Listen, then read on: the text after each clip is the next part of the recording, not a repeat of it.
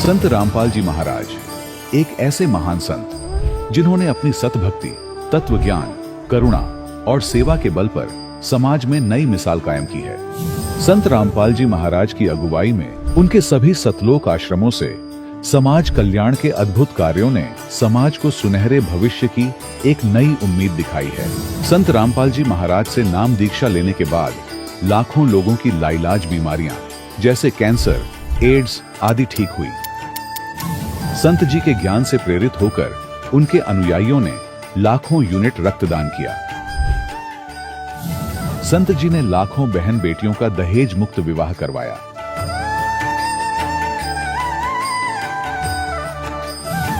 संत जी ने लाखों लोगों का नशा छुड़वाया, करोड़ों उजड़े परिवार बसे।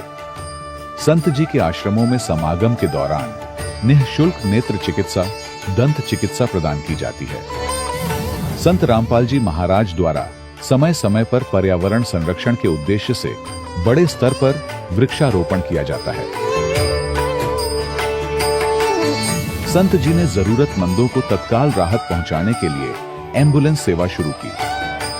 संत जी अपने अनुयायियों को देहदान के लिए प्रेरित करते हैं, जिससे मानवता की सेवा और चिकित्सा क्षेत्र में सुधार हो सके। संत रामपाल जी महाराज के सभी आश्रमों में हर रोज निःशुल्क भंडारा आयोजित किया जाता है, जहां हर वर्ग, हर जाति और हर धर्म के लोग एक साथ बैठकर भोजन करते हैं।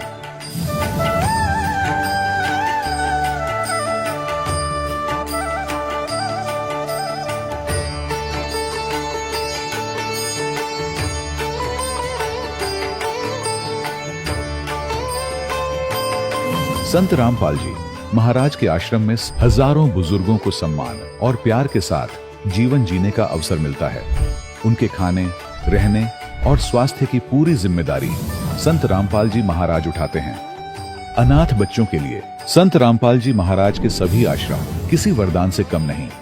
यहाँ उन्हें शिक्षा, संस्कार और भविष्य के लिए बेहतर अवसर प्रदान किए जाते हैं। चाहे बाढ़ हो, भूकंप या महामारी, संत रामपाल जी महाराज और उनके अनुयायी हमेशा ही जरूरतमंदों के लिए सबसे आगे खड़े रहते हैं।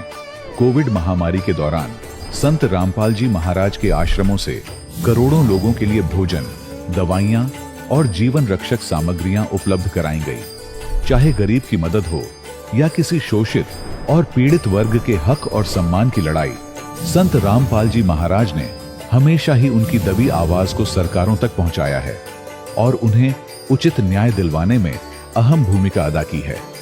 समाज में आध्यात्मिक और सामाजिक मूल्यों के प्रति जागरूकता लाने में संत रामपाल जी महाराज हर कदम पर मानवता के सच्चे सेवक साबित हुए हैं।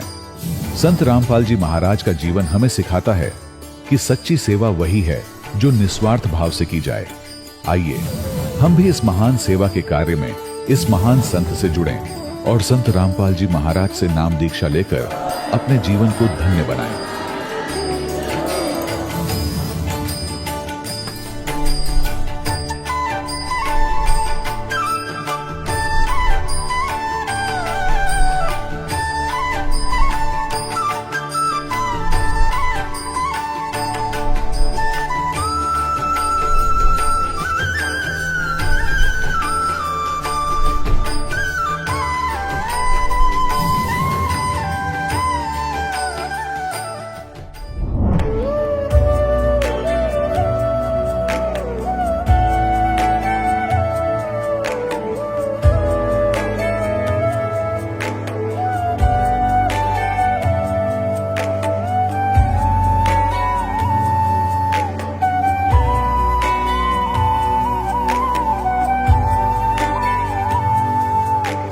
जब लग गुरु मिले न साचा, तब लग गुरु करो 10 पांचा।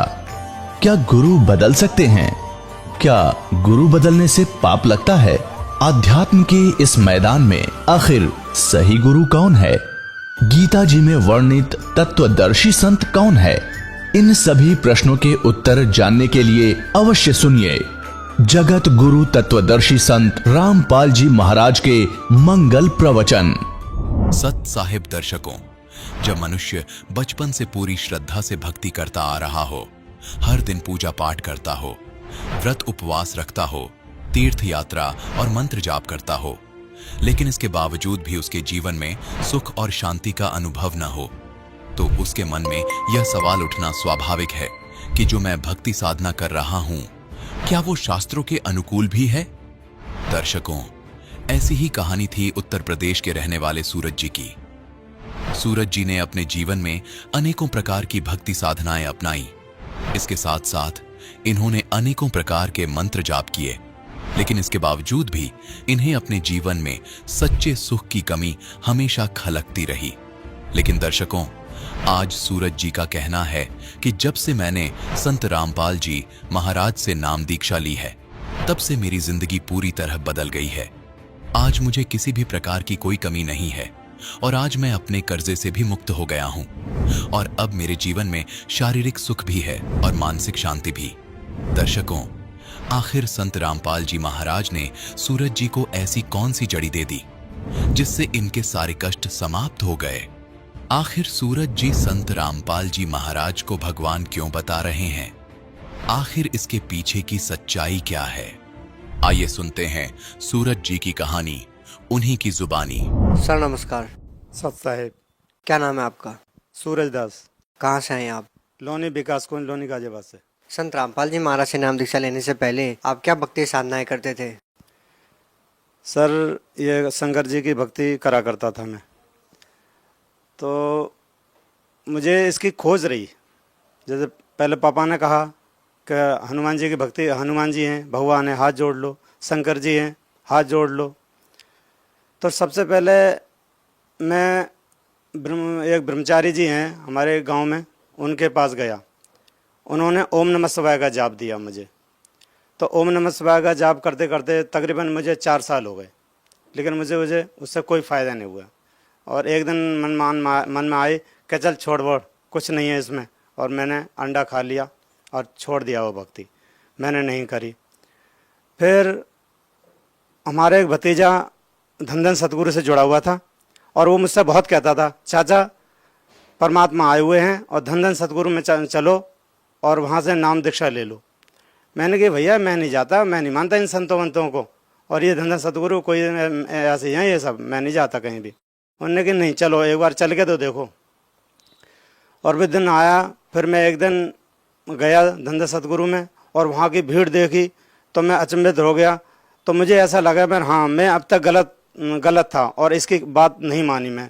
तो मैंने धन सतगुरु में गया। फिर मैं सत्संग अटेंड करता रहा और मुझे ऐसा लगा कि हाँ भाई मेरी ये खोज पूरी हो गई। और मैं चलता रहा। कुछ दिनों के बाद मुझे ऐसा लगा ना, मुझे भी कुछ अच्छा नहीं लगा कि उनका ढाई ज्ञान है, नेक नीति पे चलो, हक हलाल की खाओ और पराई स्त्री को नहीं देखो, दारू मांस अंडा ना खाओ। तो मैंने नहीं, ये तो बंधन है और मुझे बंधन की ज़िंदगी बिल्कुल पसंद नहीं थी। फिर इसे छोड़ के मैं एक निर्मला देवी के दरबार में चला गया। वहाँ गया, वहाँ का सत्संग मेरे समझ में नहीं आया, मुझे कुछ बात ही पल्ले नहीं पड़ी वहाँ की तो। और फिर उन्होंने 1 घंटा सत्संग सुनाने के बाद कहा कि जिसको नाम अपनी आत्मा का साक्षात्कार चाहिए तो वो एक तरफ आ जाएं। दास बहुत खुश हो गया कि आज तो सारी खोज समाप्त हो जाएगी, आत्मा का साक्षात्कार हो जाएगा। और फिर एक जगह खड़ा करके बिठा दिया उन्होंने और काफ़ी यूँ करने लगे, सब तरफ बांध लिया जैसे ऋषि मुनि बांध लेते हैं, ऐसा हमें समझाया था। तो हमसे कहा था कि आप अपने सर पे इस तरह हाथ मलते रहिए। काफ़ी देर मलते रहे और फिर कुछ देर के बाद कहा कि आपको कुछ महसूस हुआ? दास को कुछ महसूस नहीं हुआ। एक भगत पास में बैठा था, वो बोला कि हाँ मुझे महसूस हुआ। कि क्या महसूस हुआ? कि कुछ गर्माहट महसूस हुई। तो मैंने कहा ये गर्माहट महसूस हुई? कि हाँ यही तो है आत्मा का साक्षात्कार। नहीं ये नहीं हो सकता। और मुझे झुंझला का आगे, मुझे ये नहीं है आत्मा का साक्षात्कार। और मैं वहाँ से चला आया, मुझे अच्छा नहीं लगा वहाँ बिल्कुल भी। तो फिर सर संत रामपाल जी महाराज की शरण में कैसे आए आप? ये एक अजीब घटना है। मुझसे हमारे पड़ोस में एक विनोद भगत जी रहते हैं, मुझे वो मिले। उन्होंने मुझसे कहा कि तुम किसको भगवान मानते हो? तो मैं जी कि हम तो गोवर्धन वगैरह जाते हैं और कृष्ण को मानते हैं।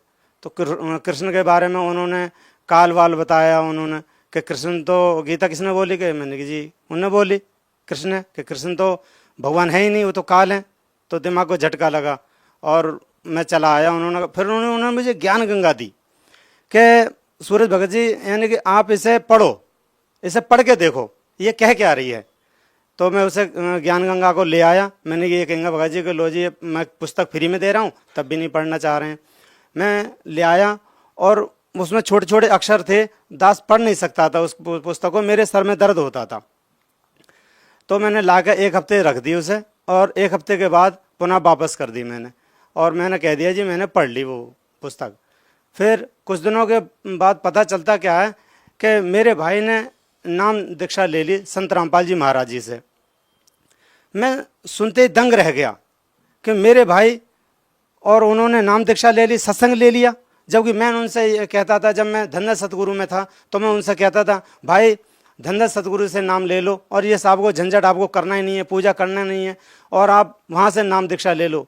तो हमारी भाभी जी ने जवाब उनसे पहले ही दे दिया कि नहीं सूरज, हम ये इन गुरु को नहीं छोड़ सकते। वो कहीं और जाते थे, पालम जाते थे, वहाँ बालाजी की गद्दी लगती थी। वो कहने लगे जो भी सुख सुविधा हमारे घर में हो रही है वो उन्हीं के कारण हो रही है, हम ये छोड़ नहीं सकते। और यहाँ तक कि उनके जो बेटे हैं, 2 बच्चे हैं, लड़के, और लड़के नहीं थे, इसलिए वहाँ से उन्हें लड़के प्राप्त हुए, तो वो मानते कि हम नहीं छोड़ सकते। तो मुझे बड़ा अचंभा लगा। मैं दौड़ा दौड़ा अपने भाई के पास आया, और भाई उस वक़्त सारे देवी देवताओं की फ़ोटो उतार रहे थे। और मैंने भैया से पूछा, भैया आप सत्संग ले लिया आपने, और हनुमान जी आप भक्ति करते थे क्या? वो बोले कि हाँ सूरज, मैंने तो ये सब छोड़ दिया और मैंने तो नाम उपदेश ले लिया। फिर मुझे ऐसा अटक हुआ, ऐसी क्या बात है इस सत्संग के अंदर, क्या बात है इसमें कि जो भैया ने इतना 18 साल पुराना अपना गद्दी पे जाना छोड़ दिया। फिर मैंने उस दिन से गौर से सत्संग देखना शुरू कर दिया। सत्संग काफ़ी दिन हो गए देखते देखते। एक दिन ऐसा हुआ, संत रामपाल जी महाराज गीता को खोल के दिखा रहे थे, और उसी दिन ऐसी दास पे दया हुई परमात्मा की कि सारे शास्त्रों में लिखा है कि परमात्मा कौन है। और फिर कबीर सागर दिखलाया, और गीता दिखलाई, वेद दिखलाए, यहाँ तक कुरान शरीफ दिखलाई, उसमें भी लिखा है अल्लाह कबीर है। मैंने दंग रह गया। मैंने इसी भक्ति की तो मैं तलाश थी। आज मैं तलाश मेरी पूरी हुई, और आज मैं नाम दीक्षा जरूर लूँगा। मैंने भैया से प्रार्थना की, भैया मुझे इस नाम दीक्षा दिलवाओ और कुछ भी हो। भैया ने कही कि नहीं, आप इतनी जल्दी मत करो, पहले सत्संग सुनो। और अपने मोबाइल से उन्होंने मेरे मोबाइल में सत्संग डाल दिए, और मैं सुनता रहा। जैसे जैसे मैंने सत्संग सुने और मुझे यकीन हो गया, ओहो मैंने इतना जीवन व्यर्थ बर्बाद कर दिया, जिसकी मुझे तलाश थी मैं कहाँ कहाँ नहीं भटका। और अब मुझे ये मेरी खोज शायद पूरी हो सकती है, जो मैं एक चाहता हूँ, क्योंकि परमात्मा तो एक ही है। रामायण में राम बड़े हो जाते हैं, सिम्हा पुराण में शिव जी बड़े हो जाते हैं, और गीता में कृष्ण बड़े हो जाते हैं। तो जो जिसका शास्त्र उठाओ वही भगवान है। तो मुझे यकीन हो गया, आज मेरी खोज पूरी हो सकती है। सर पहले आपने धन सतगुरु से नाम ले रखा था, वहाँ पर भी आपको बहुत अच्छा लगा। जैसा कि आपने बताया कि आपकी सारी शंकाओं का समाधान भी हो गया, आपको बहुत अच्छा लगा। तो फिर सर उसके बाद आपने संत रामपाल जी महाराज से नाम दीक्षा क्यों ली? तो धन सतगुरु में जब मैं गया तो मैंने बहुत भीड़ देखी, और उसको देख के, भीड़ को देख के मैं प्रभावित हो गया। फिर और इसलिए मैंने वहाँ से नामदान लिया। तो फिर छोड़ा क्यों सर? छोड़ा क्यों? मन संतुष्ट नहीं हुआ। मुझे पता ही नहीं कि परमात्मा बता क्या रहे हैं। उन्होंने बताया था, एक मंत्र था, सतपुरुष अकाल मूरत शब्द स्वरूपी राम। तो उस वक़्त लगा कि हाँ भाई, ये इन्होंने मुझे सही दे दिया, मंत्र सही दिया, बिल्कुल सही कह रहे हैं। राम भी है और सतपुरुष अकाल मूरत शब्द स्वरूपी राम। उन्होंने डेफिनेशन भी करके बताई थी कि जिसकी कोई मूर्ति ना हो, और फिर कह रहे हैं वो राम के जैसा। सतपुरुष अकाल मूरत शब्द स्वरूपी राम, वो राम के जैसा है। एंड में बता रहे हैं कि वो गुरुजी के दर्शन, गुरुजी के चेहरे में दिखाई देंगे, वो गुरमीत राम रहीम सिंह जी। तो फिर आपने संत रामपाल जी महाराज से नाम दीक्षा क्यों ली सर? क्योंकि वो शास्त्रों के अनुसार बता रहे हैं, शास्त्र विधि के अनुसार बता रहे हैं, गीता के अनुसार बता रहे हैं, कुरान शरीफ के अनुसार बता रहे हैं, चारों वेदों में लिखा है। सर आप लोग संत रामपाल जी महाराज को अपना भगवान मानते हैं। आप लोगों का ये भी मानना है कि संत रामपाल जी महाराज जो भक्ति आपको देते हैं वो शास्त्रों के अनुसार है। तो सर संत रामपाल जी महाराज ने जो भक्ति आपको दी है उससे आपको क्या लाभ मिला? तो सबसे पहले मैं आप बताऊं कि मैं नशा करता था, मैं दारू पीता था, और अंडा मांस जरूर खाता था। और होली दिवाली जब आती थी, होली जब आती थी तो बगैर इसके पिए बगैर मैं रह नहीं सकता था। मुझे होली अच्छी नहीं लगती थी, क्यों मदहोश हो जाऊं, ऐसी होली अच्छी लगती है मुझे। तो जब मैं नशा करता था और इस नाम में आ गए, संत रामपाल जी के सत्संग में आ गए, मात्र मर्यादा से ये चीज़ दूर हो जाती है और बिल्कुल अलग हो गया मैं इससे। और फिर दूसरा लाभ मुझे ये कि इस ज्ञान से आगे जिसकी मुझे खोज थी, जिसकी मुझे तलाश थी, आज मुझे वो परमात्मा कबीर साहब संत रामपाल जी महाराज मिल चुके हैं। फिर मुझे एक उसकी बीमारी थी, हार्ट की बीमारी थी, यानी कि उसकी सांस की बीमारी थी। सांस के बगैर मैं रह नहीं पाता था। जैसे कि एक डेक्सा और सैल्बुटामोल गोली आती है जो मैं सुबह मुझे खानी ही खानी है, इसके बगैर मैं काम ही नहीं कर सकता था। तो मैंने ऐसे ही कह दिया, गुरु जी से प्रार्थना अपने घर में लेट के कर दिया, जो दंडवत प्रणाम करते हैं हम संत रामपाल जी महाराज के फोटो के सामने।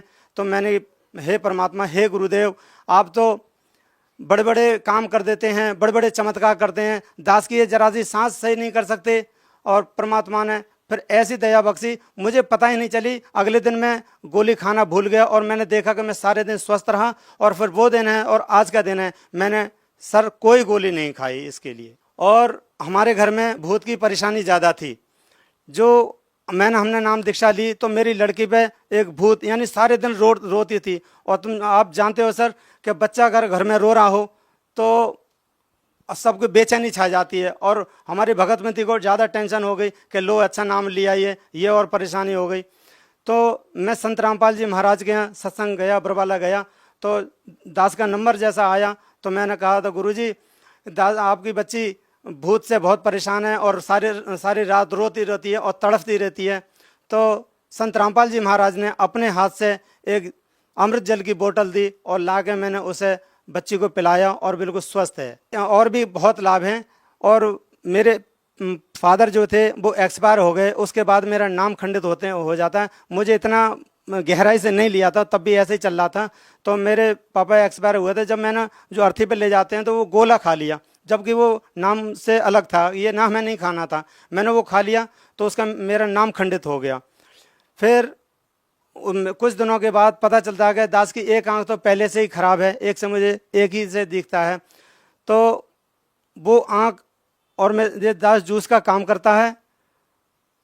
मैं घबरा गया, हे परमात्मा मुझे 10 फुट का भी नहीं दिखाई दे रहा है, एक तो मेरी पहले ही खराब हो चुकी है, अब क्या होगा, कैसे ये छोटे छोटे बच्चे पलेंगे, हे परमात्मा मैं तो उदास हो गया। तो मेरे एक दोस्त हैं, वो भी भगत जी हैं, भगत राजकुमार जी, और उनको मैंने बताया, मैं भगत जी ऐसे ऐसे बात है, मेरी आँख तो दूसरी भी खराब होने जा रही है, मेरे जीवन का क्या होगा और कैसे बच्चे पलेंगे। पता चला कि हमारे घर में बीमारी अगर किसी को और पता चलता है तो उसकी और देख रेख करनी पड़ती है।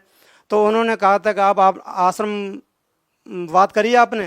तो मैंने कहा नहीं, मैंने आश्रम बात नहीं की। क्या आप आश्रम बात करके देखिए। मैंने आश्रम फ़ोन लगाया और फ़ोन भगत जी से हुआ, बात हुई। उन्होंने कहा था कि क्या बात हुई। तो मैंने जी ऐसे ऐसे मेरे फादर एक्सपायर हुए और मैंने नाम खंडित कर लिया। उन्होंने ऐसा टोन कसा के जी फिर आ गए तुम्हारे पापा। मैं जी आए तो नहीं है। फिर उन्होंने कहा आप जल्द से जल्द आप बरवाला आश्रम में आ जाओ। हम अगले ही दिन मैं और मेरी भगतमती आश्रम पहुँचे तो देखा परमात्मा संत रामपाल जी महाराज दर्शन दे रहे हैं। दास पे इतनी दया हुई, मैं भागा गया और मैं बैग पकड़ा और लाइन में लग गया। जैसे ही मेरा नंबर आया परमात्मा के सामने, संत रामपाल जी के सामने, परमात्मा ये दास आपका अंधा हो जाएगा, हे परमात्मा ये कैसे बच्चे पलेंगे, और मैं तो बर्बाद हो गया। और एक आंख तो दास की पहले ही खराब है, हे परमात्मा मुझे बचाओ, मुझे बख्श दो। परमात्मा ने कहा मेरे सर पर हाथ रखते हुए, बच्चा जब भक्ति कर और ऐसी गलती मत करे कर। और मैं फिर परमात्मा ने मेरे सर पर हाथ रखा और मैं चला आया और भगतमती और हम दोनों भंडारा लिया। और फिर भी मैं बहुत सख्त, यानी कि मुझे ऐसा था कि परमात्मा अभी कर दें, अभी क्यों नहीं हो रही है। और मैं एक आंख हाथ रख के देख रहा था। मैंने ये तो मुझे कल भी धुंधला दिख रहा है, अब भी धुंधला दिख रहा है, ये भी दिख रहा है मुझे, तो वो भी दिख रहा है, और मैंने सब धुंधला दिख रहा है, अभी मुझे कोई आराम नहीं है। और हम वहाँ बैठे रहे। अगले दिन जब बरवाला से हम आए सुबह 7 बजे, तो जिंद आते आते तकरीबन 1 घंटे का रास्ता, जिंद आते आते परमात्मा ने बिल्कुल आंख स्वस्थ कर दी। मैंने देखा यार ये तो कल मुझे धुंधला दिख रहा था, आज बिल्कुल साफ दिख रहा है। मैं दंग रह गया। तब परमात्मा ने, हे परमात्मा बंदी छोड़, परमात्मा तो सतगुरु रामपाल जी महाराज हैं और कोई और नहीं हो सकता। तो सर, जो श्रद्धालु संत रामपाल जी महाराज से आज भी जुड़ना चाहते हैं, वो संत रामपाल जी महाराज से कैसे जुड़ सकते हैं?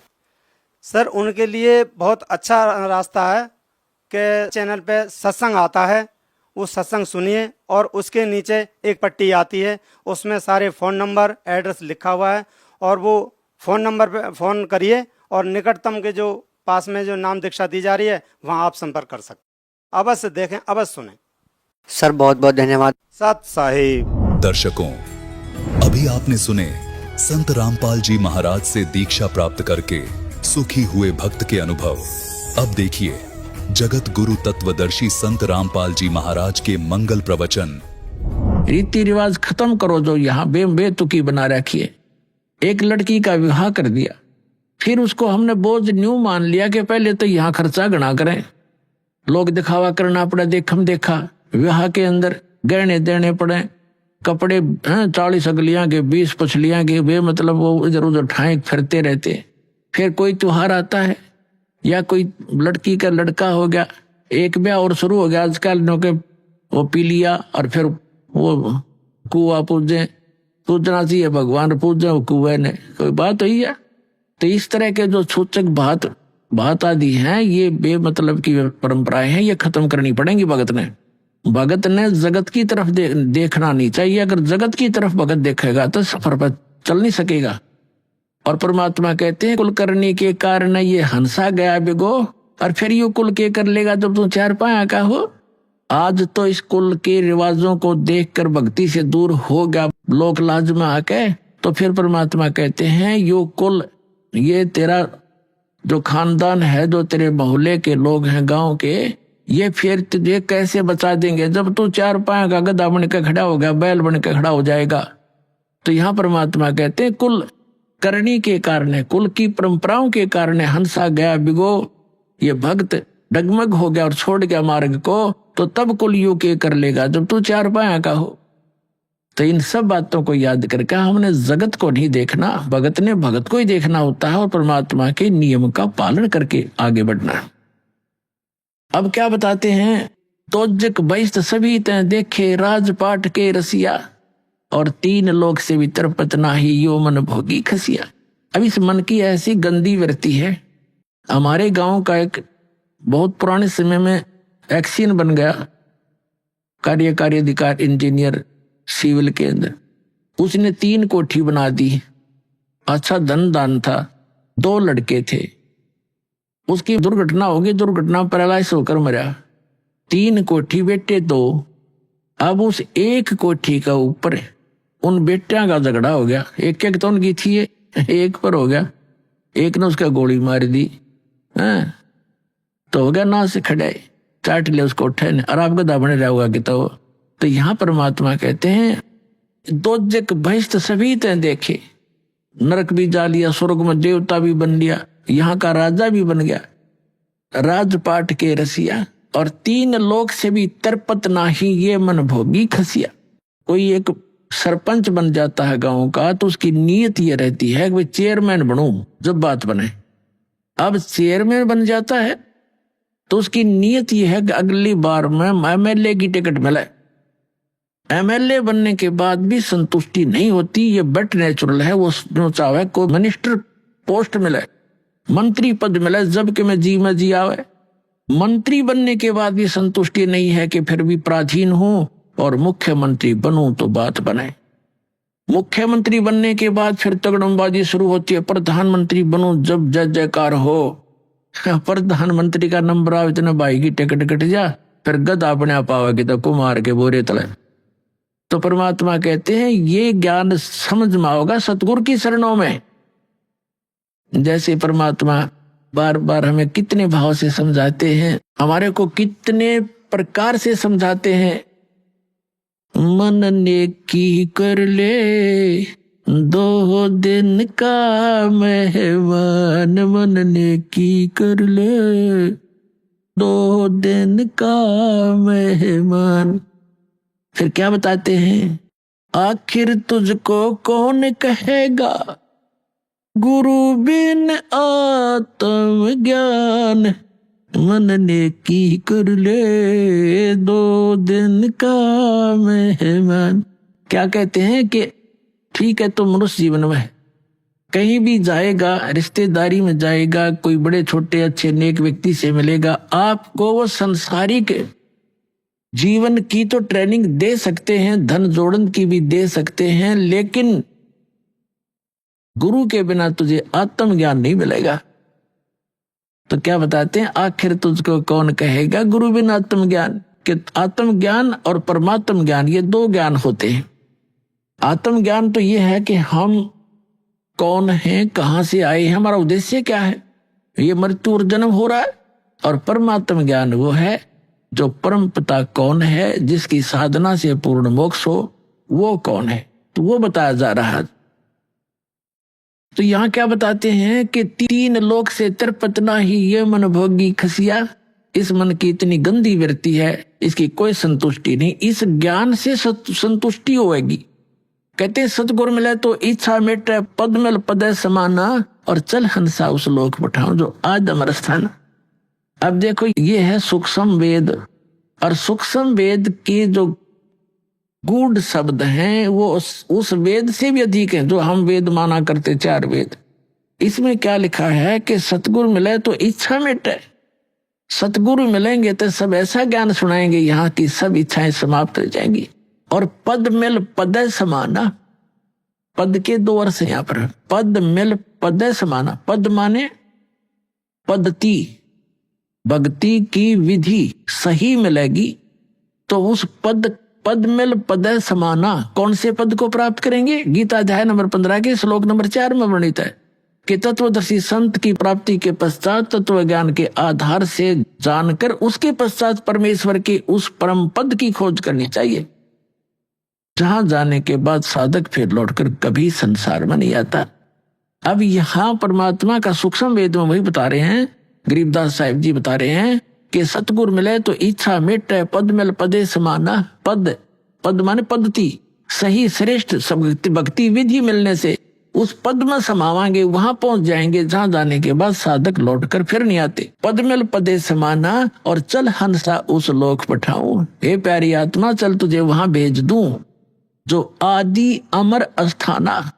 आदि अमर यानी जो शाश्वत स्थान है। गीता अध्याय नंबर 18 के श्लोक नंबर 62 में कहा कि अर्जुन तू सर्व भाव से उस परमेश्वर की शरण में जा, उसकी कृपा से तू परम शांति को और सनातन परम धाम को, शाश्वत स्थान को प्राप्त होगा।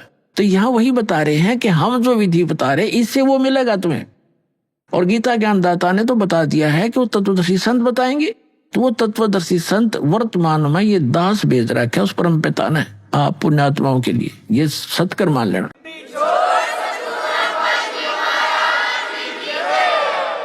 अब क्या बताते हैं कि सतगुरु मिले तो इच्छा मिटे इस मन की। कहते हैं सुरपति दुखिया भूपति दुखिया, रंग दुखी बपरीति हो, कह कबीर और सब दुखिया, एक संत सुखी मन जीती।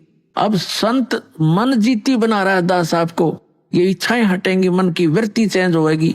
सतगुरु मिले तो इच्छा मिटे पद मिल पदे समाना और चल हंसा उस लोक पठाऊं जो शाश्वत स्थान, आदि अमर स्थाना। आदि यानी पहले का, सदा से ही है वो, और अमर शाश्वत स्थान है। फिर वहां क्या सुख है? 4 मुक्ति जहां चंपी करती। अब जैसे यहाँ की जो मुक्तियां हैं, 4 मुक्तियां हैं, ये चारों की चारों प्राप्त प्राणी भी वापस जन्म मृत्यु में रहता है, वो सदा वो सुख उनको नहीं प्राप्त रहता। और वहां जाने के बाद सदा सुख रहेगा सतलोक में जाने के बाद। 4 मुक्ति जहां चंपी करती, माया होरी दासी और दास गरीब अब पद पर से वो मिले राम अविनाशी। गीता अध्याय नंबर 15 के श्लोक नंबर 17 में जो कहा है, उत्तम पुरुषत्व अन्य परमात्मा इति उदाहरता है, यह लोक तरम अविश्य विवर्ती अब ईश्वर है। तो वो परमात्मा, अविनाशी परमात्मा आपको मिलेगा जो साधना हम बता रहे हैं, ये दास बता रहा है। और वहां सदा सुखी रहोगे, आपका परिवार होगा, वो कभी मृत्यु को प्राप्त नहीं होगा, किसी चीज का अभाव नहीं होगा। और यहां से तो आपने जाना पड़ेगा, या आपको याद है खूब, और याद रखना। इसलिए यहाँ की इच्छाएं हटाकर अब वहां की आशा बनाए सतलोक जाने की, जहां आशा ताबासा होई और मन कर्म वचन सुमरियो सोई। अध्यात्म मार्ग से हम अपरिचित होने के कारण अपने पिता को हम पहचान नहीं पाते, जिसके परिणाम स्वरूप हम साधना करते करते भी इस काल के जाल से हम नहीं निकल पाते। ये काल का एक भयंकर जाल है। इस जाल से निकले बिना हमें सुख नहीं हो सकता, हमारी जन्म मृत्यु समाप्त नहीं हो सकती। और अभी तक जो भी हमें अध्यात्म ज्ञान मिला था वो यूजलेस था, बेसलेस था, निराधार था, झूठा था।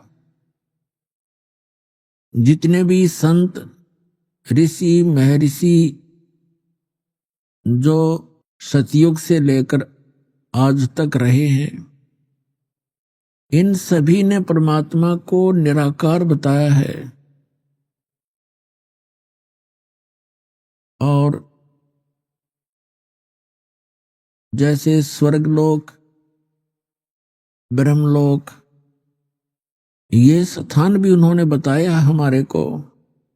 स्वर्गलोक बताए हैं और उसकी व्यवस्था ये भी बताई गई है कि वहां जितने भी प्राणी जाते हैं, स्वर्ग के अंदर अपना पुण्य समाप्त होने के उपरांत अन्य योनियों को प्राप्त करते हैं, दूसरे प्राणियों के शरीरों में वो प्रवेश कर जाते हैं। ये सिलसिला असंख्यों युगों से चला आ रहा है। अब कुछ समय से 100, 125, 150 वर्ष से इस काल ने एक और जाल फैलाया है, जो ये सतलोक की महिमा बताने वाले कुछ पंथ पनपे हैं, जिसमें से राधा स्वामी पंथ जो आगरा से प्रारंभ हुआ है, ये सबसे पुरातन है। इस अभी सन 1861 के आसपास ये प्रारंभ हुआ और उसी से बहुत सी ब्रांचें बन गई हैं। जैसे जय गुरुदेव पंथ मथुरा में, सच्चा सौदा सिरसा के अंदर डेरा बना हुआ है, और ब्यास के अंदर भी उसी से बहुत से पंथ निकले हैं। जैसे जनौद के अंदर एक भिवानी जिला में, और भी अनेकों स्थानों पर ठाकुर जी है, ये भी उसी राधा स्वामी पंथ से निकले हुए एक अलग से उन्होंने पंथ चलाया। कृपाल जी, ये सभी परमात्मा को निराकार बताते हैं। सतलोक में सतपुरुष निराकार बताते, इनका तो सिर पैर है ही नहीं ज्ञान का, यो आपको बहुत बार दिखाया दास ने। तो कहने का तात्पर्य ये है कि हम यथार्थ अध्यात्म मार्ग से अपरिचित रहे, जिस कारण से हम जन्म और मृत्यु के इस दीर्घ रोग में फंसे रहे। हम साधना भी करते रहे, दुख जोके तो बने रहे। इसका कारण ये था कि हम जिन भगवानों को, जिन देवों को हम पूर्ण परमात्मा मानकर पूजा करते थे, वो पूर्ण नहीं थे। परमात्मा के गुणों में लिखा हुआ है कि परमात्मा मनुष्य के सभी दुखों का निवारण कर देते हैं, और इसी आधार से हम साधनाएं किया करते थे। इसलिए भक्ति करते थे कि आने वाले जीवन में हमारा परिवार सुखी रहे, हम भी सुखी रहें, हमारे ऊपर कोई आपदा ना आवे। इसलिए हम साधना किया करते थे, धन लाभ भी उद्देश्य रखते थे, और परमात्मा की साधना हम करते रहते थे। लेकिन वही साधना करते करते कुछ एक तो बहुत अच्छी पोस्ट प्राप्त कर जाते हैं, कुछ अच्छे धनी हो जाते हैं, कुछ एक को अच्छी संतान भी मिलती है। उन्हीं साधनाओं को करते करते अन्य का सर्वनाश भी हो जाता है। इसका कारण ये था कि जिन भगवानों को हम भगवान मानकर पूजा किया करते थे, जिन देवों को, उनसे कोई लाभ नहीं हो रहा था। वो पूर्व जन्म के संस्कार ही सबके फल रहे थे। जो पूर्व जन्म के पुण्यकर्मी प्राणी हैं, उनको उनके प्रारब्ध में, उनकी किस्मत में जो लिखा है, उनको वो मिलना ही होता है, चाहे वो भक्ति साधना करें या ना करें। तो उनको जो उसी साधना को करते करते अच्छे धनी भी हो जाते हैं, संतान भी नेक होती है और संसार के अंदर वो सुखी भी नजर आते हैं। उनके पूर्व जन्म के पुण्य थे, उन्हीं के आधार से उनको जो प्राप्त हुआ, वो भक्ति से उसका कोई लिंक नहीं था, क्योंकि उसी साधना को करते करते दूसरे उसी कुल के, उसी परिवार के सदस्य भी वही साधना कर रहे होते हैं और उनको इतनी हानि हो जाती है कि सोच भी नहीं सकते, क्योंकि उनके पुण्य नहीं थे। तो यही ज्ञान देने के लिए परमात्मा स्वयं आते हैं कि तुम जिन देवों की, जिन प्रभुओं की पूजा कर रहे हो, उनसे आपको वो लाभ नहीं हो सकता जो श्रीमद् भगवद गीता अध्याय नंबर 18 के श्लोक नंबर 62 में वर्णित है। गीता अध्याय 15 के श्लोक नंबर 4 में वर्णित है। उनमें कहा है कि हे अर्जुन, तू सर्वभाव से उस परमेश्वर की शरण में जा, उसकी कृपा से ही तू परम शांति को और सनातन परम धाम को प्राप्त होगा। तो यहां परमात्मा स्वयं आकर 600 वर्ष पहले ये ज्ञान करा कर गए थे। परमात्मा कहा करते कबीर जी, तीन देव की जो करते भक्ति, उनकी कदे ना होवे मुक्ति। गुण तीनों की भक्ति में ये भूल पड़ो संसारे, कहें कबीर निज नाम बिना कैसे उतरो पारे। तीन देव की जो करते भक्ति, उनकी कभू न होवे मुक्ति। वो तीन देव कौन कौन है? श्री ब्रह्मा जी रजगुण, श्री विष्णु जी सतगुण और श्री शंकर जी तमोगुण। तो परमात्मा 600 वर्ष पहले कहा करते थे, गुण तीनों की भक्ति में ये भूल पड़ो संसारे, कहें कबीर निज नाम बिना कैसे उतरो पारे। तीन देव की जो करते भक्ति, उनकी कदे ना होवे मुक्ति। पुण्यात्माओं, आज से लगभग 600-550 वर्ष पूर्व और भरे बाजार में सत्संग के अंदर प्रवचनों में ये कहना कि तीनों देवता ब्रह्मा विष्णु महेश की जो पूजा करते हैं, उनको कोई मोक्ष प्राप्त नहीं हो सकता, उनकी गति नहीं हो सकती। तो पुण्यात्माओं, ये बहुत ही कठिन कार्य था और परमात्मा ने ये 600 वर्ष पहले कहा, ये ज्ञान दिया, जिस कारण से परमात्मा का बहुत विरोध हुआ, कबीर परमेश्वर का। उनके साथ बहुत सी बदतमीजियां की गई, उनको जान से मारने की भी चेष्टा बार बार की गई, लेकिन वो समर्थ थे। वो हमारे पिता हैं और वो हमारे लिए ही आते हैं कि कभी ना कभी तो इनका ये नशा, ये झूठे सुख का नशा जो काल ने कर दिया त्रिगुणमयी माया का, ये कभी तो उतरेगा, कभी तो मुझे पहचानेंगे। तो अपनी पहचान छोड़कर चले गए थे भगवान 600 वर्ष पहले, सन 1398 से सन 1518 तक 120 वर्ष एक जनसाधारण की भूमिका की, एक सिंपल जुलाहा बनकर, धानक बनकर रहे भगवान। और उसी बनारस की कुटिया से असंख्य ब्रह्मांडों का संचालन भी कर रहे थे। प्रत्येक प्राणी की वो सुरक्षा व्यवस्था भी कर रहे थे। अपने आत्मा परमात्मा ने 600 वर्ष पहले कहा था कि 3 देव की जो करते भक्ति उनकी कबू न होवे मुक्ति। तुम कौन राम का जपते जापम, तात कटे ना तीनू तापम। परमात्मा कहा करते तुम किस भगवान की भक्ति कर रहे हो, किसका मंत्र जाप कर रहे हो, उन भगवानों से तुम्हारा कोई 3 ताप का जो कष्ट है वो भी दूर नहीं हो सकता। आज आपको प्रमाणित करते हैं कि हमारे सदग्रंथ भी यही प्रमाण करते रहे। श्रीमद् भगवत गीता अध्याय नंबर 7 के श्लोक नंबर 12 से लेकर 15 में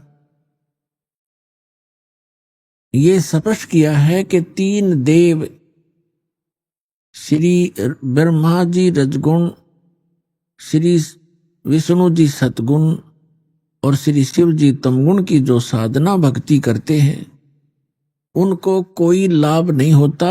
इसके विपरीत श्रीमद् भगवत गीता में कहा कि इन तीनों गुणों पर आधारित, तीनों गुणों रजगुण ब्रह्मा सतगुण विष्णु तमगुण शिव जी की साधना से मिलने वाले लाभ पर अक्षणिक लाभ है। इसके ऊपर जिनकी बुद्धि सेट हो गई है और किसी की बात सुनने को तैयार नहीं है, उनको कहा है राक्षस स्वभाव को धारण किए हुए मनुष्यों में नीच और दूषित कर्म करने वाले मूर्ख।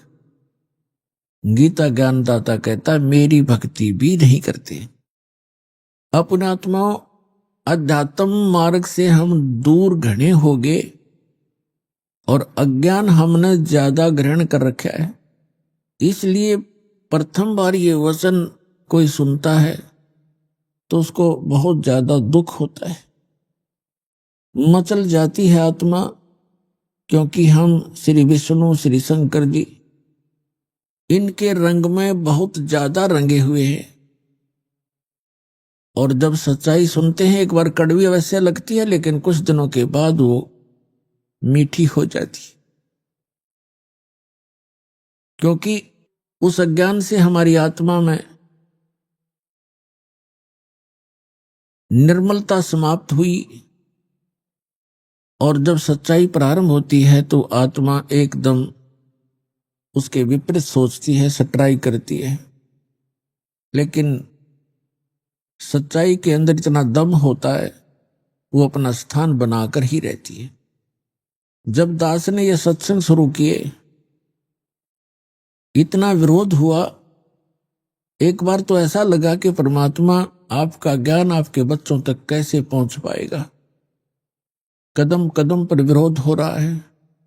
किसी भी वर्ग में देखिएगा सभी ये कहने लगे कि रामपाल तो निंदा करता है, लेकिन इस दास को पता था कि निंदा नहीं, एक परोपकार कर रहा हूं।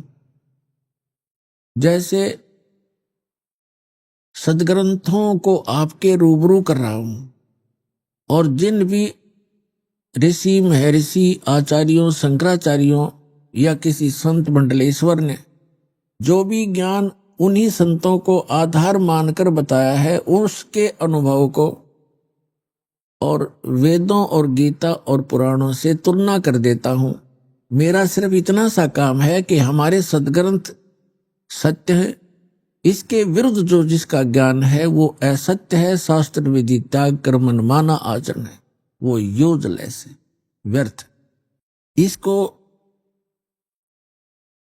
एक आलोचना ना समझें, इसको एक परोपकार समझें। जैसे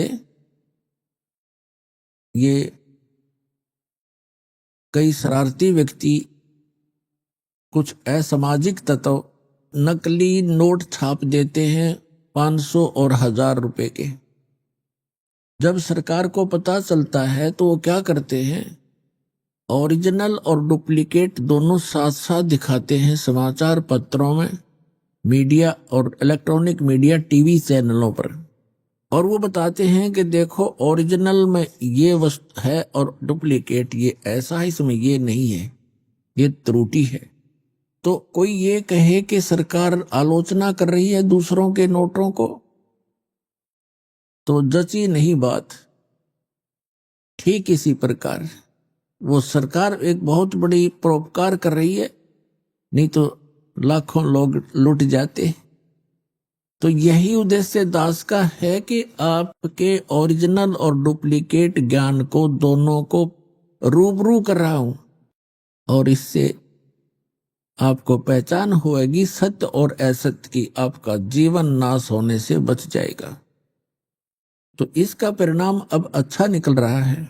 आपको दिखाते हैं श्रीमद् भगवद गीता, ये एक अनमोल ग्रंथ है, ये चारों वेदों का इसके अंदर सारांश है, और इसके अंदर बहुत ही सिस्टेमेटिकली ज्ञान दिया हुआ है, तरतीब वाइज दिया हुआ ज्ञान है। लेकिन हमारे धर्मगुरु हमारे अध्यात्म मार्ग के इन ग्रंथों को, आध्यात्मिक ग्रंथों को, सदग्रंथों को समझ नहीं सके, जिस कारण से ये हमें लोक वेद सुनाते रहे। अभी आपने सुने संत रामपाल जी महाराज के मंगल प्रवचन। आइए अब सुनते हैं संत रामपाल जी महाराज से नाम दीक्षा लेकर सतभक्ति करके अद्भुत लाभ प्राप्त करने वाले अनुयायी के विचार। दर्शकों, सोचिए, यदि कोई व्यक्ति जीवन भर कठिन तपस्या करे, व्रत और उपवास रखे, तीर्थ यात्राएं करे और विभिन्न देवी देवताओं की आराधना भी करता रहे, और फिर भी उसके परिवार में नशे की लत और गृह क्लेश जैसी परेशानियां बनी रहे, तो ऐसे में उसका मानसिक तनाव का शिकार होना स्वाभाविक हो जाता है। दर्शकों, ऐसी ही कहानी थी उत्तर प्रदेश की रहने वाली गीता जी की। गीता जी बचपन से ही सभी प्रकार के व्रत उपवास करती थीं और विशेष रूप से कृष्ण जी की भक्ति में लीन रहती थीं। लेकिन इसके बावजूद भी इनके घर में गृह क्लेश तथा नशे की लत जैसी परेशानियां बनी रहीं। दर्शकों, ये सभी परेशानियां इतनी बढ़ गई थीं कि इन्होंने आत्महत्या करने का विचार भी कर लिया था। लेकिन दर्शकों, आज गीता जी का कहना है कि जब से मुझे संत रामपाल जी महाराज की शरण मिली है और मैंने संत रामपाल जी महाराज द्वारा बताई गई सच्ची आदि सनातनी भक्ति साधना को अपनाया है, तब से मेरा जीवन पूर्णतः बदल गया है। दर्शकों, आखिर गीता जी ने संत रामपाल जी महाराज द्वारा बताई गई भक्ति साधना को, सच्ची आदि सनातनी भक्ति और वर्षों से प्रचलित भक्ति साधनाओं को शास्त्रों के विरुद्ध क्यों बताया है? आखिर इसके पीछे की सच्चाई क्या है? आइए सुनते हैं गीता जी की कहानी, उन्हीं की जुबानी। नमस्कार जी। नमस्कार सर। क्या नाम है बहन जी आपका? गीता दासी है मेरा नाम। आप कहाँ के रहने वाले हैं? जिला रामपुर, यूपी से है। बहन जी, संत रामपाल जी महाराज से नाम दीक्षा आपने कब ली? 2 मई 2018 में लिया सर। बहन जी, संत रामपाल जी महाराज से नाम दीक्षा लेने से पहले क्या आप कोई भक्ति साधना भी करते थे? जी सर, हम देवी दुर्गा माता को बहुत ज़्यादा मानते थे और उनके व्रत रखे थे हमने। शुक्रवार का व्रत हमने, जब हम इंटर में पढ़ते थे तभी से हमने शुक्र के व्रत रखना स्टार्ट कर दिए थे और पूरा हमने शुक्रवार के व्रत रखे थे 2 साल तक। तो उसके बाद लास्ट हमने उद्यापन भी किया था और बहुत सारे ये कृष्ण जी को काफ़ी मानते थे। हमारे जब हम मेरे ससुराल में मेरे मम्मी जी हैं जो मेरी सासू माँ, वो काफ़ी ज़्यादा कृष्ण की भक्ति करती हैं और बहुत ज़्यादा उन्होंने गुरु माँ भी बनाई हुई हैं, उनकी भी भक्ति करते थे। तो बहन जी, आपने बताया कि आप शेरावाली माता के व्रत करते थे, साथ ही साथ कृष्ण जी की व्रत करते थे और मतलब आपका भक्ति में एक लगन लगी हुई थी। तो फिर उन सब भक्ति साधनाओं से आपको क्या क्या लाभ हुए? जी, उन भक्ति से हमें कोई लाभ नहीं हुआ सर, हमें काफ़ी नुकसान हुए थे। जैसे मेरी शादी हुई थी उस टाइम पे, तो मेरे ससुराल वालों ने हमें बहुत ज़्यादा परेशान करना, टॉर्चर करना शुरू कर दिया था। दहेज नहीं है ये, और काफ़ी ज़्यादा हमारे घर में लड़ाई झगड़ा होने लग गए थे। काफ़ी परेशान रहती थी मैं। मेरी जॉब मेरे मायके में थी तो मैं वहीं रहती थी। मैं अपने ससुराल में बहुत कम रहती थी क्योंकि वहाँ पर बहुत क्लेश करते थे। वहाँ पर मेरा रहना पसंद नहीं करते थे। तो सर काफ़ी दुखी थी मैं बहुत ज़्यादा। तो मेरे हस्बैंड जो है काफ़ी ड्रिंक करते थे, काफ़ी ज़्यादा ड्रिंक करते थे वो। तो ऐसे हमें बहुत दुखी रहते थे। और मेरे हस्बैंड को प्रेत बाधा थी, जैसे जैसे उन पर एकदम से गुस्सा आ जाता था, कोई भी बात भी करें तो उन्हें एकदम से गुस्सा आता था, तो हम पे एकदम हाथ चलाने लग जाते थे वो, और मार पिटाई भी कर देते थे। और मेरे घर में जो है मेरी फैमिली वाले सास ससुर जेठ काफ़ी परेशान करते थे, गाली गलौज करते थे, मैं बहुत परेशान रहती थी सर। हमारी जो मम्मी है उनको भी प्रेत बाधा थी सर, और हमारी मम्मी काफ़ी दुखी रहती थी। हमारी मम्मी ये बोलती थी कि मुझे ना जहर ला के दे दो, मैं जहर खा लूँगी, मेरा जीने का मन नहीं करता है। बार बार मुझसे ये बोलती रहती थी, तो मैं सोचती थी इन्हें क्यों इतना जहर लाने का बार बार ये बोलती हैं हमसे। जो हम कृष्ण जी की भक्ति करते थे उससे हम बहुत ज़्यादा दुखी थे परिवार में। देवी दुर्गा के हमने इतने नवरात्रि व्रत रखते थे, हम माता धोखने जाते थे, बहुत ज़्यादा उन पर आस्था थी हमारी, लेकिन हमें कहीं सुख नहीं मिला और दुखी दुख थे हम पे। तो बहन जी, आपका कहने का मतलब है कि जो आप दुर्गा जी की भक्ति साधना करते थे, कृष्ण जी की भक्ति करते थे, वो सब व्यर्थ है क्या? ये जो दुनिया है इसको देवी देवताओं की पूजा नहीं करनी चाहिए क्या? इन सब की भक्ति छोड़ देनी चाहिए? जी हाँ, ये जो मंत्र देते हैं दुर्गा माता, इनके मंत्र, इनसे कोई लाभ नहीं होना है। जो मंत्र संत रामपाल जी महाराज जी देते हैं वो सच्चे मंत्र हैं, उन्हीं से हमें लाभ मिला। और जो ये भक्ति पिछले की थी उनका कहीं लाभ नहीं था, शास्त्र अनुकूल भक्ति नहीं थी, शास्त्र विरुद्ध थे। और सारे जो हमें व्रत बताए जाते थे वो शास्त्र विरुद्ध साधनाएं बताने से हमें कोई लाभ नहीं मिला सर। तो बहन जी, आपने बताया कि आप काफ़ी परेशान थे, काफ़ी दुखी थे, आपके परिवार में आपके जो ससुराल वाले थे वो आपको टॉर्चर करते थे, आपके पति भी नशे से ग्रस्त रहते थे और वो भी आपको दुखी करते थे, साथ ही साथ आपके पति को प्रेत बाधा भी थी और आपकी माता जी को भी प्रेत बाधा थी। तो इन सब के बीच में संत रामपाल जी महाराज की जानकारी आपको कैसे हुई? सर हमारे जो बड़े भैया हैं वो कभी जॉब करते हैं बागेश्वर साइड में, और वहीं उनको एक भगत जी मिले, कमल भगत जी नाम से है, तो उन्हें ये ज्ञान गंगा बुक मिली थी। और जब ये बुक मिली तो उन्होंने हमें घर पर रख लिया और हमें बताया कि ये बुक पढ़ना आप। तो मैं काफ़ी महीने भर उससे कभी कभी देख लिया करती थी, बाकी नहीं देखा। तो अचानक एक बार हमने वो बुक देखे तो हम उसमें हमें जो आगे पहले फर्स्ट पेज से मेनू होता है वो हमने देखा, तो उसे देख के हमें अचंभित रहे कि इसमें तो भक्ति की साधना मर्यादा सब कुछ बताई गई है। तो जैसे ही मैंने बुक पढ़ना स्टार्ट करा तो हमें बहुत कुछ पता चला उसमें। तो संत रामपाल जी महाराज जी के पूरे ज्ञान जो था शास्त्र अनुकूल था। हमने शास्त्रों और अपने गीता जी, भगवत गीता जी को मिलान किया, तो उसमें मैं बहुत व्रत करती थी। जब गीता अध्याय 6 के 16 में लिखा हुआ है कि हे अर्जुन, ये योग, ये भक्ति, ये साधना ना तो अधिक खाने का है, ना अधिक पीने का है, ना अधिक जागने का है, ना तो अधिक सोने का है, ये बिल्कुल ही स्पष्ट मना किया गया था उसमें। तो हमें ये चीज़ लगा कि इसमें तो बिल्कुल मना किया गया है। तो यही बात हमने घर में सास इनको भी बताने लग गए कि आप इसमें मना है, आप ये इतना व्रत रखती हो, ये तो बिल्कुल मना है। लेकिन वो तो नहीं माने, बट मैंने पूरा विश्वास हो गया। जब मैं देखते 1 साल लग गया, 1 साल पूरा मुझे, मैं कंटिन्यू उस चीज़ को रीड करती थी, मुझे 1 साल लग गया था उसे पढ़ते। तो मैंने उस चीज़ को जाना कि हाँ, संत रामपाल जी महाराज जी पूर्ण भगवान है और सतभक्ति बता रहे हैं। फिर उसके बाद हम करीब 2018 में 2 मई को हम नाम दीक्षा लेने के लिए हल्द्वानी नामदान सेंटर से नाम दीक्षा लिया सर। तो जब आपने संत रामपाल जी महाराज से 2018 में नाम दीक्षा ली, क्या उसके बाद जो आपके दुख थे वो दूर हुए? क्योंकि हम संत रामपाल जी महाराज के शिष्यों से मिलते रहते हैं और जब उनसे पूछा जाता है तो उन सब का ये कहना होता है कि वो पहले दुखी थे लेकिन संत रामपाल जी से नाम दीक्षा लेने के बाद सुखी हो गए। तो क्या ऐसा कोई एक्सपीरियंस आपके साथ भी हुआ?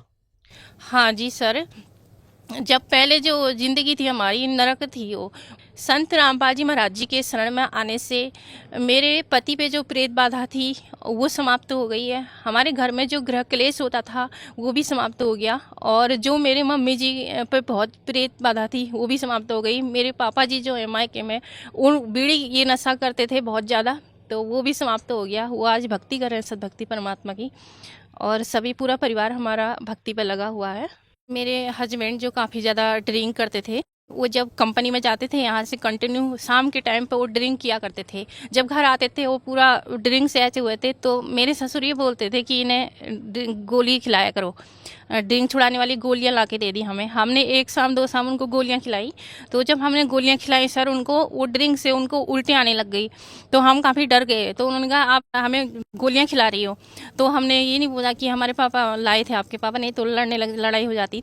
तो सर उनकी वो गोलियों से और शरीर मतलब खून भी आने लग गया। तो मैंने वो फेंक दी वो सारी गोलियां। तो ऐसे हमने फिर बहुत ज़्यादा परेशान रहते थे। संत रामपाल जी महाराज जी से दीक्षा लेने के बाद मेरे पति ने सारी ड्रिंक सारी लत छोड़ दी है, आज हम बहुत खुशी से जीवन जी रहे हैं। संत रामपाल जी महाराज जी के शरण में जब नहीं आए थे तो हम मायके में ही रहते थे उस टाइम पे, हालांकि हमारी शादी हो गई थी। फिर उसके बाद जब हम संत रामपाल जी महाराज जी के शरण में आ गए, उसके बाद हमारे घर में से क्लेश पूरा समाप्त हो गया है और हम बहुत खुशी से रहते हैं। मेरे जो घर में सास थी और जेठ थे, अभी परेशान बिल्कुल भी नहीं करते हैं हमको, क्योंकि हमारे परमात्मा ने इतनी दया करी है। वो बिल्कुल भी नहीं कहते हैं, जो पहले इतना क्लेश हुआ करता था घर में हर दिन पर डे, तो वो क्लेश बिल्कुल ही समाप्त हो गया है। एक और लाभ, मेरे पति जो हैं 6-7 महीने से घर पे ही रहते थे, क्योंकि उनको कहीं जॉब नहीं मिल रही थी, काफ़ी परेशान थे वो। तो इसी बीच में उन्होंने जब संत रामपाल जी महाराज जी से दीक्षा ली तो तभी उनको जॉब मिल गई है और आज वो कंटिन्यू जॉब पे घर पे ही जाते हैं, घर से ही जाते हैं। नहीं तो अप डाउन करना पड़ता था पहले, जो कहीं करते थे तो घर से ही जाते थे, पूरे 20 किलोमीटर अप डाउन करते थे, आना जाना था उनका। और वहीं उनके जो दोस्त यारी थे वहीं बिगड़े हुए थे, उस लाइन से छूट के परमात्मा ने वो लाइन, बुरी लाइन छूट के उनको घर से ही पे नौकरी दे दी, बिल्कुल घर से ही जाते हैं। और जिसके कारण हमारी जो घर में आर्थिक परेशानी थी वो सारी दूर हो गई है और हम सुखी से जीवन जीते हैं। और जब मैं छोटी 8 साल की ऐसी थी तो मेरी मम्मी मेरे सामने एक जहर जैसा, मतलब गोलियां जो होती हैं जिन्हें बोलते हैं सल्पास की गोली, वो लाके मैं देखती थी वो लाके खाने को, क्योंकि मेरे घर में बहुत ज़्यादा क्लेश होता था उस टाइम पर भी। तो मैं घबरा जाती थी कि मेरे सामने ही लाके इनको खाने के चक्कर में है, तो मैं हमारा मुँह देख के उसको हटा देती थी। जैसे हाँ लाती थी, फिर हमारा मुँह देती थी, उसको हटा देती थी। तो उनको काफ़ी परेशानी थी, अंदर अंदर से काफ़ी दुखी थे वो। जब उन पर बहुत ज़्यादा एक प्रेत बाधा थी, जो उनको मरने के लिए वो कहते थे, मैं जीने का मन ही नहीं करता है। तो जब ऐसा आज वही चीज़ उन्होंने इतने टाइम तक झेला, और इसके बाद जब संत रामपाल जी महाराज जी के शरण में हम आ गए थे, मैंने नाम ले लिया था, मेरी मम्मी ने नहीं लिया था। उसके बाद मेरी मम्मी ने कहा कि मैं मर जाती हूँ, मेरा जीने का मन नहीं करता, बिल्कुल नहीं। तो हमारी मम्मी जी काफ़ी परेशान, रोने लग जाती थी। तो मैंने कहा चलो आपको सोमवार के दिन मैं दीक्षा लेना चलती हूँ। तो उन्हें दीक्षा दिला दी, मैंने हल्द्वानी में जाके उन्हें नाम दीक्षा दिला दी सतगुरु रामपाल जी महाराज जी से। उसके बाद तीसरे दिन में हमारे घर में 3 गाय मर गई हैं। तो जब वो गाय मर गई तो हमारे गुरुजी का ज्ञान मेरे को एकदम याद आया। गुरुजी कहते हैं, सदगुरु शरण में आने से आई बल टला, जो मस्तक पे सूली हो कांटे में टल जाए। तो ये मुझे ज्ञान याद आया कि परमात्मा कहते हैं कि जो तुम्हारी मौत होनी थी उसे परमात्मा छोटे से में टाल देते हैं। जो मेरे मम्मी को 20-25 सालों से एक प्रेत बाधा थी, आज जो संत रामपाल जी महाराज जी के शरण में आने से बिल्कुल समाप्त हो गई है। अब उन्हें कोई प्रेत बाधा नहीं आती, बहुत खुशी से अपने भक्ति करती हैं। सर, मेरे 9 साल का बच्चा है जो छत पे गया था दिन में, तो पीछे से एक बंदर पड़ गया, तो पौड़ियों में गिर गया। बहुत लंबी पौड़ियाँ हैं, पौड़ी में गिरते गिरते गिरते नीचे आ गया। जब गिरने के बाद आवाज़ आई तो मैंने, बहुत भयंकर आवाज़ आई, मैं अंदर से बाहर को आई तो वो एकदम से भागने लग गया। मैंने सोचा ये तो बचा नहीं होगा। जब मैं आगे से आई तो वो एकदम से उठा। मैंने कहा क्या हो गया? मैंने कहा मम्मी, जब मैं तीसरी पौड़ी में गिरा तो मुझे संत रामपाल जी महाराज जी दिखे और काला ब्लैक वाला कोट पहना हुआ था। तो मैं एकदम आई, परमात्मा को प्रणाम किया और संत रामपाल जी महाराज जी ने मेरे बच्चे को जीवन दान दिया। तो बहन जी, जैसा कि आपने बताया कि संत रामपाल जी महाराज से नाम दीक्षा लेने के बाद आपके परिवार को बहुत से लाभ प्राप्त हुए। आपके पति का नशा छूट गया, आपके ससुराल में जो आपको टॉर्चर किया जाता था वो टॉर्चर आपके लिए बिल्कुल ख़त्म हो गया और आप मायके में रहते थे, लेकिन संत रामपाल जी से नाम दीक्षा लेने के बाद अपने ससुराल में ही रहने लगे और आपका परिवार जो था वो बस गया। आपकी माता की और आपके पति की जो प्रेत बाधा थी वो भी संत रामपाल जी से नाम दीक्षा लेने के बाद बिल्कुल दूर हो गई और आपके बच्चे को भी एक जीवन दान संत रामपाल जी महाराज ने दिया। बहुत सारे लाभ आपको संत रामपाल जी से नाम दीक्षा लेने के बाद प्राप्त हुए। तो जो श्रद्धालु आज आपको सुन रहे हैं, आप उन्हें क्या संदेश देना चाहेंगे?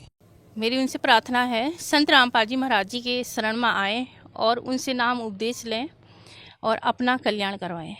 संत रामपाल जी महाराज से नाम उपदेश कैसे ले सकते हैं?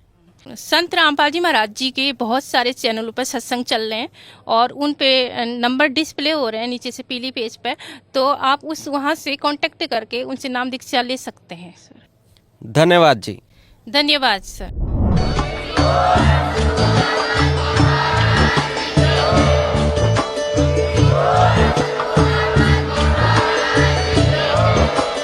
आप सुन रहे थे जगत गुरु तत्वदर्शी संत रामपाल जी महाराज जी के मंगल प्रवचन। अधिक जानकारी के लिए विजिट कीजिए हमारी वेबसाइट www.jagatgururampalji.org। संत रामपाल जी महाराज जी के शुभ आशीर्वाद से पूरे विश्व भर में 500 से भी ज्यादा नाम दीक्षा केंद्र हैं, जिन पर संत रामपाल जी महाराज जी द्वारा ऑनलाइन निशुल्क नाम दीक्षा दी जा रही है। अपने नजदीकी नाम दीक्षा केंद्र का पता करने के लिए संपर्क करें 8222880541।